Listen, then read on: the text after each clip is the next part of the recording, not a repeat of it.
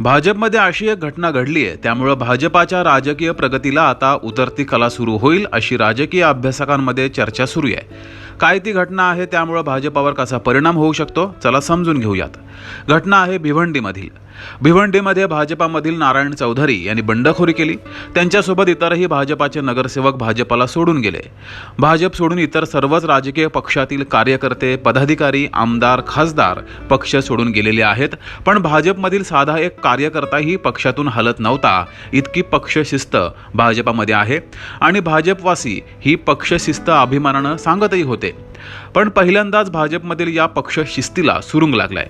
सध्या भाजप राजकीय त्यांच्या सर्वोच्च स्थानावर आहे। केंद्रात, राज्यात अनेक पालिकांमध्ये, जिल्हा परिषदेवर, पंचायत समितीवर त्यांची सत्ता आहे। इतकी सत्ता असूनही, ताकद असूनही पक्षात बंडखोरी झाली आहे। त्यामुळे पक्ष नेतृत्वाची भीती राहिली नाही का, अशी ही चर्चा आहे। राजकीय अभ्यासकांच्या मते कुठल्याही पक्षात भिवंडीमध्ये झाली तशी बंडखोरी सुरू होते आणि त्यावर पक्षही कारवाई करू शकतो, मात्र यापेक्षा मोठी कारवाई करू शकत नाही, तेव्हा ती पक्षाच्या उतरणीला झालेली सुरुवात असते।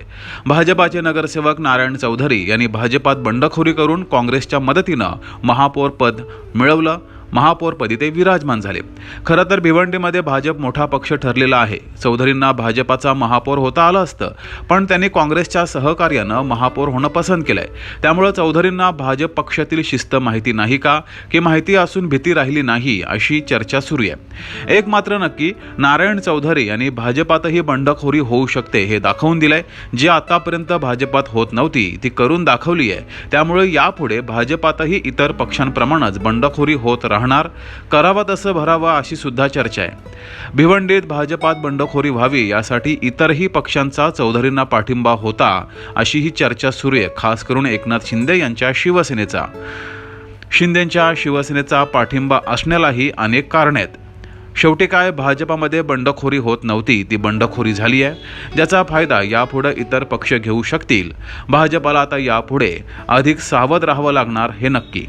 असेच व्हिडिओ बघण्यासाठी आणि तुमची कमेंट्स बॉक्समध्ये तुमची प्रतिक्रिया पाठवण्यासाठी बघत राहा डी द डिस्कवर।